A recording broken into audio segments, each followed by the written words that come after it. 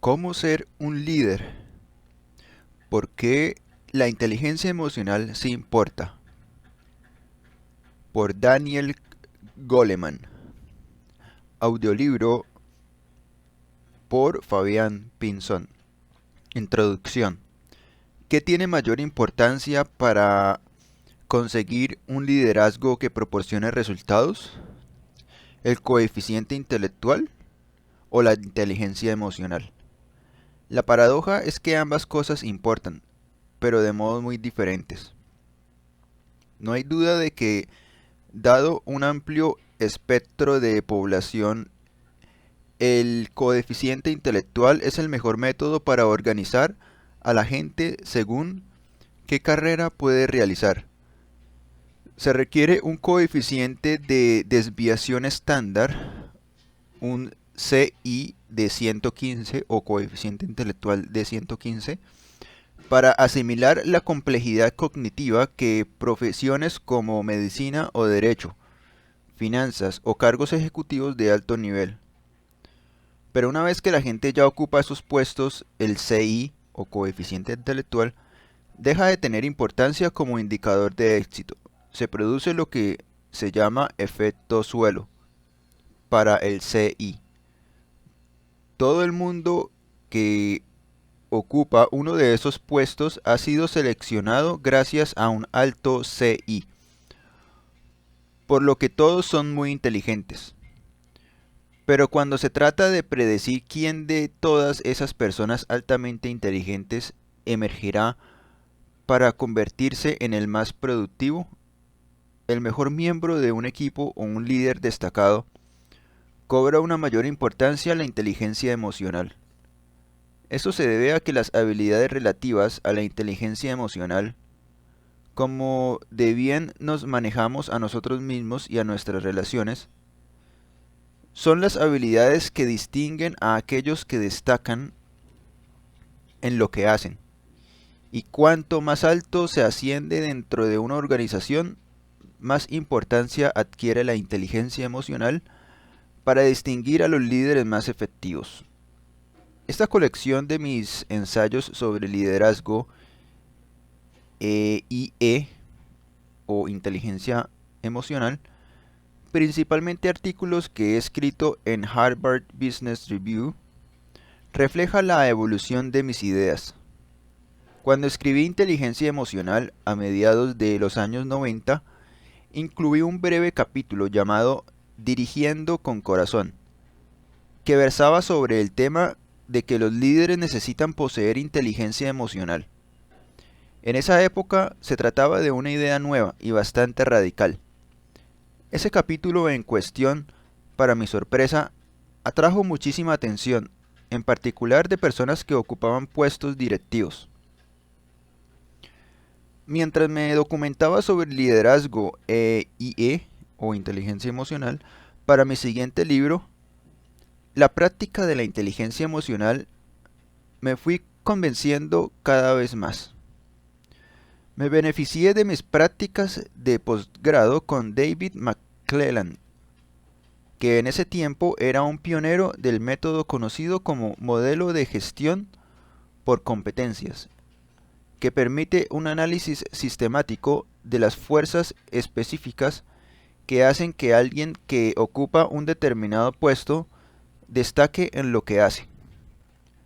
Cuando llevé a cabo un somero análisis acerca de 200 modelos de una amplia gama de empresas, descubrí que la gran mayoría de las competencias que distinguían a los mejores líderes estaban basadas en inteligencia emocional, no en coeficiente intelectual.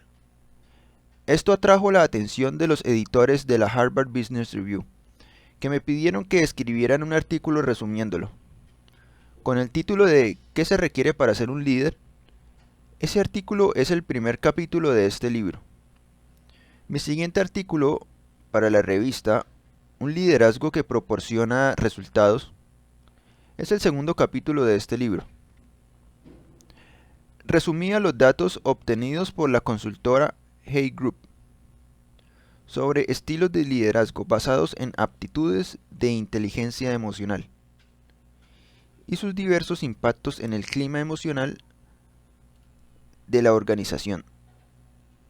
Cuando estudié en mayor profundidad los nuevos descubrimientos de neurociencia acerca de la dinámica de las relaciones y lo que eso significa para los motores de relaciones de excelencia y alto impacto, escribí de nuevo para HBR.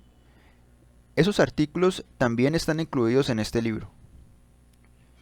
Mis ideas más recientes han cambiado el marco de exploración para centrarse en la importancia de la atención en la efectividad de un líder.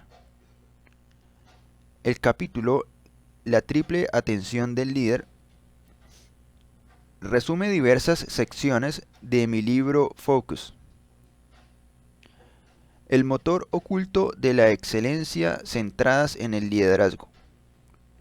Y el último capítulo, escrito para una revista que por casualidad se llama The Focus y la publica Egon Zehnder International, versa sobre la dimensión ética del liderazgo.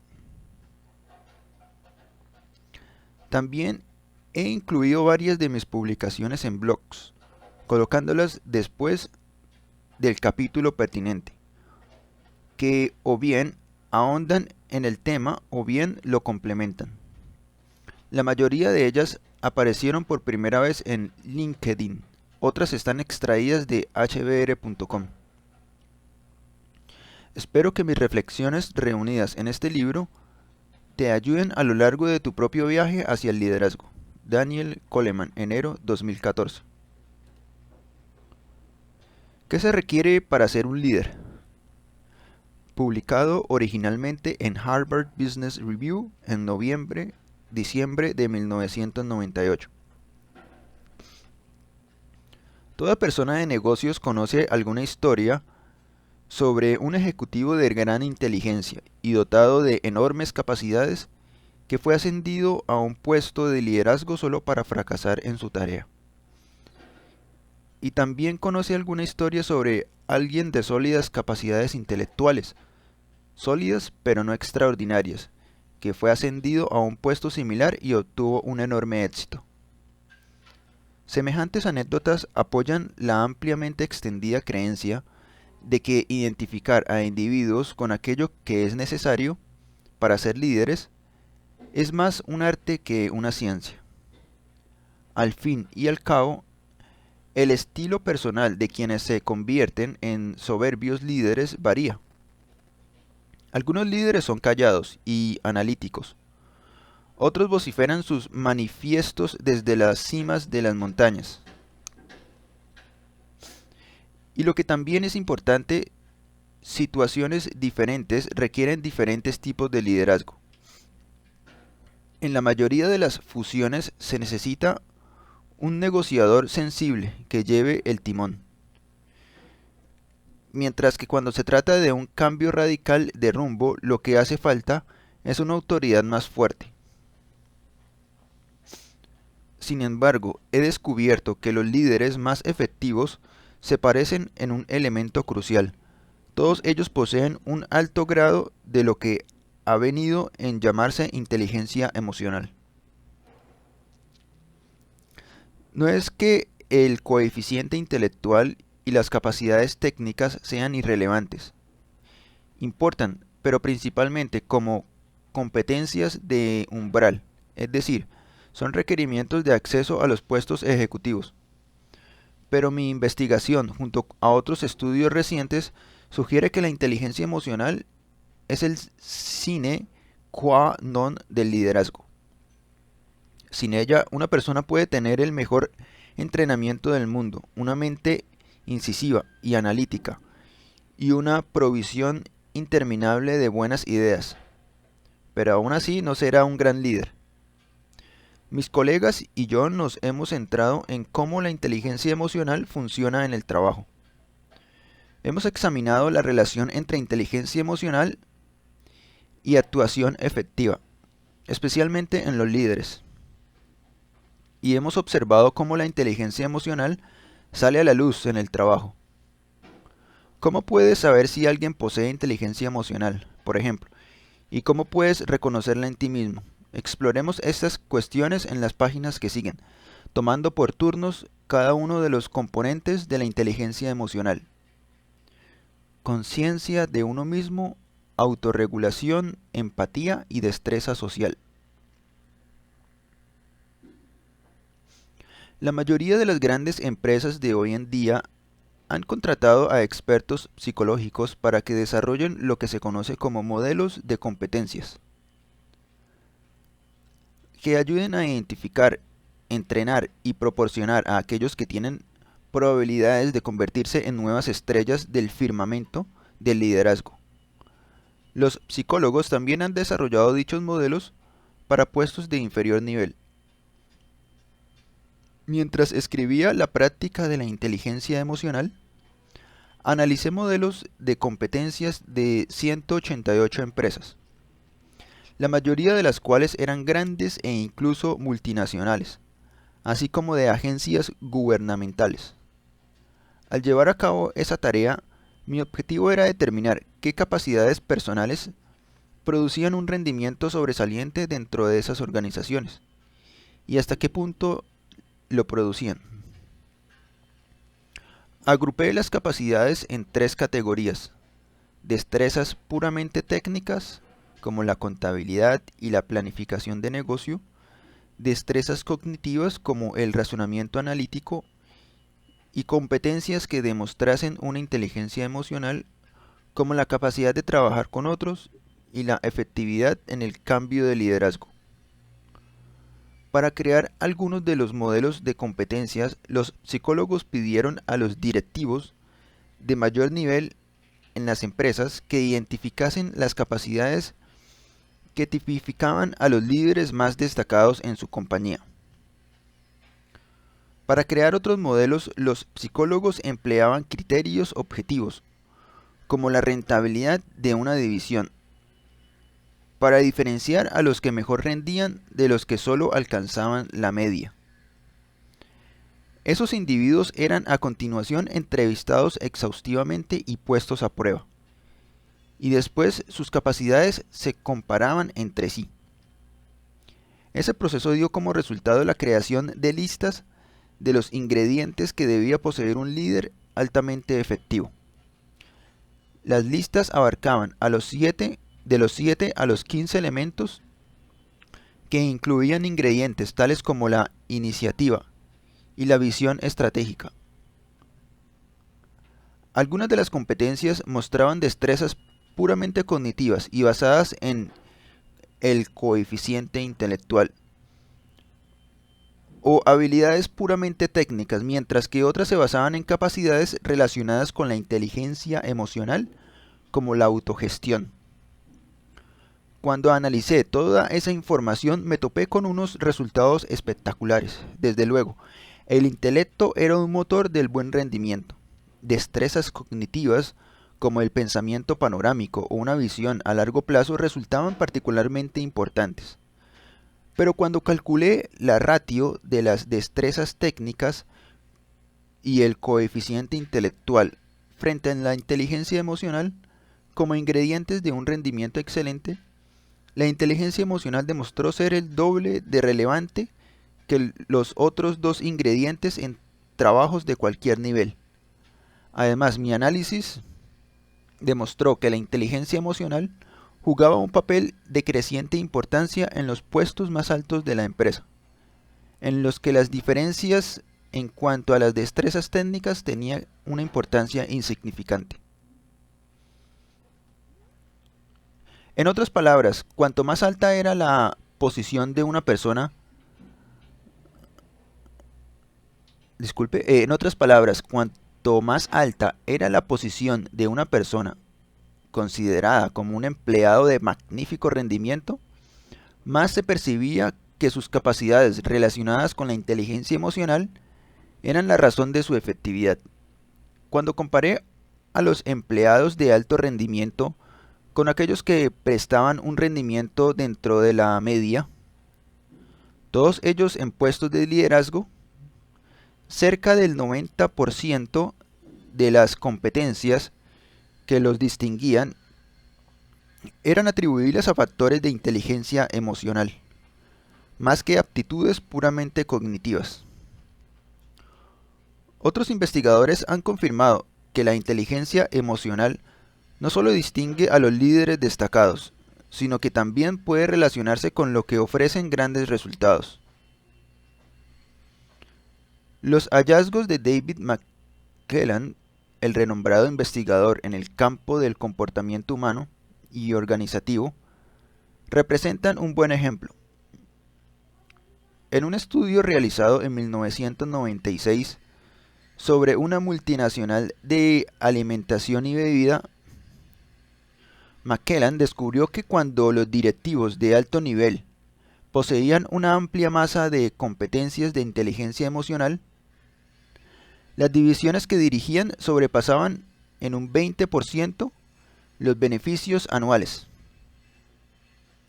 Por otro lado, los líderes de divisiones que no poseían esa masa crítica de competencias se quedaban a un 20% del objetivo establecido de beneficios. Lo que era igualmente interesante es que los descubrimientos de McClelland resultaban del mismo modo válidos para las divisiones que la empresa tenía en Estados Unidos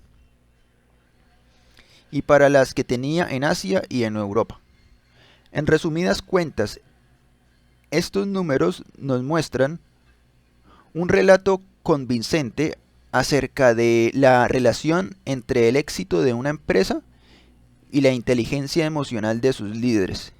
Y tan importante como eso, las investigaciones están también demostrando que las personas pueden desarrollar su inteligencia emocional si se lo plantean de modo correcto. Conocimiento de uno mismo. El conocimiento de uno mismo es el primer componente de la inteligencia emocional, a lo cual tiene sentido si uno se plantea que el oráculo de Delfos aconsejó hace miles de años lo conveniente de conocerse a uno mismo. Conocerse a uno mismo significa tener un profundo conocimiento de las emociones propias, de sus puntos fuertes, sus debilidades, sus necesidades y sus impulsos. Las personas con un intenso conocimiento de sí mismas no son ni demasiado críticas ni exageradamente optimistas. Al contrario, son honestas consigo mismas y con otros. Las personas con un alto grado de conocimiento de sí mismas reconocen cómo sus sentimientos les afectan a ellas y a otras personas, y también cómo afectan a su rendimiento en el trabajo. Por tanto, una persona que se conoce a sí misma y sabe que los plazos ajustados sacan lo peor de ella, planifica su tiempo con sumo cuidado y realiza su trabajo por adelantado. Otra persona con un alto conocimiento de sí misma será capaz de trabajar con un cliente exigente. Entenderá el impacto de dicho cliente en su estado de ánimo y las razones subyacentes de su frustración. Esa persona podría explicarlo así: las nimias exigencias del cliente nos impiden llevar a cabo la tarea que realmente necesitamos hacer. E irá un paso más allá y transformará su rabia en algo constructivo. El conocimiento de uno mismo se extiende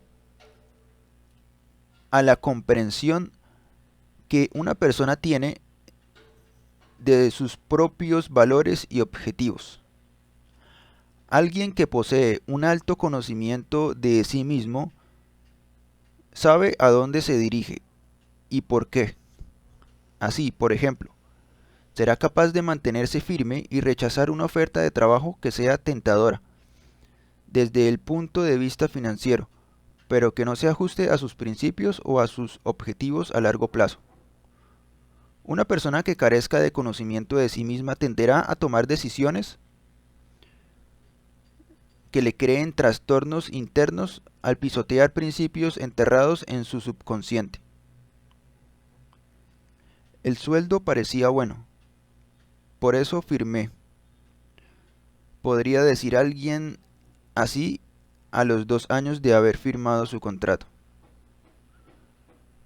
Pero el trabajo no me motiva y estoy todo el tiempo aburrido.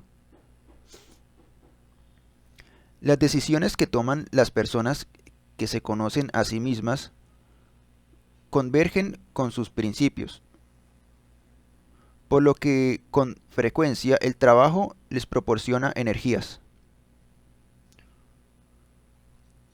¿Cómo se puede identificar el conocimiento de uno mismo? Lo primero y principal es que este conocimiento se demuestra como franqueza y capacidad para evaluarse a uno mismo de manera realista. La gente con un alto grado de conocimiento de sí misma es capaz de hablar de modo certero y abierto, aunque no necesariamente de modo efusivo o como si estuviera en un confesionario, sobre sus emociones y sobre el impacto que éstas tienen en su trabajo. De hecho, una ejecutiva a la que conozco era escéptica con respecto a un nuevo servicio de personal shopper que su empresa, una gran cadena de grandes almacenes, estaba a punto de inaugurar. Por iniciativa propia, sin que se lo pidiera su equipo ni su jefe, les ofreció una explicación. Me resulta difícil respaldar la inauguración de este servicio, admitió, porque me apetecía mucho dirigir el proyecto, pero no fui seleccionada. Permitidme un poco de tiempo para solucionarlo. La ejecutiva analizó sus sentimientos y una semana más tarde apoyaba el proyecto por completo. Semejante conocimiento de uno mismo a menudo se percibe durante el proceso de contratación. Pregúntale a un candidato que describa un momento en el que se dejó llevar por sus sentimientos e hizo algo que más tarde lamentó. Un candidato que se conozca a sí mismo será sincero y admitirá su error, y con frecuencia contará la anécdota con una sonrisa. Uno de los sellos característicos de autoconocimiento es reprobarse a sí mismo con sentido del humor. El conocimiento de uno mismo también puede ser identificado durante las revisiones de rendimiento. Las personas que se conocen bien a sí mismas conocen sus puntos débiles y sus puntos fuertes, y se sienten cómodas hablando de ellos, y a menudo demuestran inclinación hacia la crítica constructiva. Por el contrario, las personas con un bajo nivel de conocimiento de sí mismas interpretan el mensaje de que necesitan mejorar como una amenaza o un indicio de fracaso. La gente que se conoce a sí misma también puede ser reconocida por la seguridad que muestra. Poseen una firme comprensión de sus capacidades y tienen una menor tendencia al fracaso, porque, por ejemplo, no admiten que se les asignen más tareas de las que pueden llevar a cabo. También saben cuándo solicitar ayuda, y los riesgos que toman en su trabajo son calculados. No se enfrentarán a un desafío que saben que no pueden superar por sí solos. Se concentrarán en hacer lo que saben que hacen bien. Pensemos en las acciones de una empleada de nivel medio que fue invitada a una reunión estratégica en la que participaban los más altos ejecutivos de su empresa. A pesar de que ella era la persona de menor rango en la sala, no se conformó con mantenerse en silencio, escuchando atemorizada. Sabía que poseía una mente clara y lógica, y que tenía la capacidad de presentar ideas de un modo persuasivo, por lo que ofreció convincentes sugerencias relacionadas con la estrategia de la empresa. Al mismo tiempo, su conocimiento de sí misma evitó que se metiera en temas que era consciente que no dominaba. Pese a la importancia de tener a gente con altos niveles de conocimiento de sí mismos de la empresa, mi investigación indica que los directivos no suelen darle a ese conocimiento el crédito que merece cuando están buscando nuevos líderes. Muchos directivos confunden la franqueza sobre los propios sentimientos con debilidad y fracasan al no otorgar el crédito debido a los empleados que reconocen abiertamente sus defectos. Este tipo de empleados es descartado con demasiada frecuencia al ser considerados no lo suficientemente duros para liderar a otros. De hecho, lo cierto es lo contrario. En primer lugar, por lo general, la gente admira y respeta la franqueza. Más aún a los líderes que se les exige de manera constante realizar juicios que requieren una evaluación sincera de capacidades, tanto las suyas como las de otros. Poseemos la experiencia necesaria en la gestión para enfrentar un competidor. ¿Podemos lanzar un producto nuevo en el plazo de 6 meses? Las personas que se evalúan con honestidad a sí mismas, es decir, las personas que se conocen a sí mismas, son las apropiadas para hacer lo mismo con las empresas que dirigen. Autogestión. Los impulsos biológicos ponen en funcionamiento nuestras emociones. No podemos deshacernos de ellos, pero sí podemos hacer mucho para controlarlos. El autocontrol, que es como una insistente conversación interior, es el componente de la inteligencia emocional que nos libera de ser prisioneros de nuestros sentimientos. La gente que mantiene dicha conversación sufre momentos de bajo estado anímico e impulsos emocionales, como le ocurre a todo el mundo, pero encuentra modos de controlarlos e incluso de canalizarlos de forma útil. Imaginemos a un alto ejecutivo que ha presenciado cómo un equipo formado por empleados suyos presentaba un análisis chapucero a la junta directiva de su empresa. En la atmósfera catastrófica que sigue a la presentación, el ejecutivo podría sentirse tentado de golpear la mesa con rabia o patear una silla. Podría ponerse en pie y gritar a los empleados, o podría mantener un lúgubre silencio mientras contempla amenazadoramente a todos y luego abandonar la sala. Pero si es capaz de autocontrolarse, elegirá un enfoque diferente.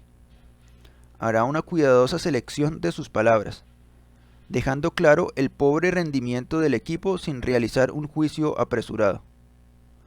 A continuación, se concentrará en averiguar las razones de ese rendimiento inapropiado. ¿Son razones personales? ¿Falta de esfuerzo? ¿Existen factores que mitiguen la culpa? ¿Cuál ha sido su papel en esta declave? Después de meditar estas cuestiones, reunirá al equipo, planteará las consecuencias de lo ocurrido y ofrecerá sus sensaciones sobre ello. Entonces presentará su análisis del problema y también una solución bien meditada. ¿Por qué importa tanto el autocontrol de los líderes? Para empezar, la gente que controla sus sentimientos y sus impulsos, es decir, la gente que es razonable, es capaz de crear un ambiente de confianza y justicia. En un ambiente así, las políticas y las luchas internas se reducen de manera considerable y la productividad es más elevada. La gente con talento se une formando piña con la empresa y no siente la tentación de marcharse. Y el autocontrol tiene un efecto que se contagia desde los puestos superiores a los inferiores. Nadie quiere ser tomado por una persona exaltada, cuando el jefe es famoso por su tono calmado. Si en los puestos más elevados de la empresa hay menos malos modos, se reducirán también esos malos modos en los diferentes niveles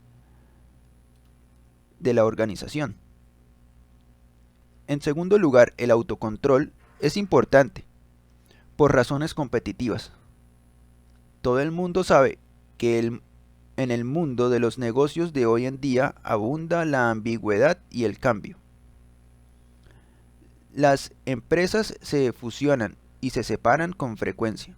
La tecnología transforma el trabajo a un ritmo abrumador. Las personas que han conseguido un control sobre sus emociones son capaces de avanzar al ritmo de esos cambios.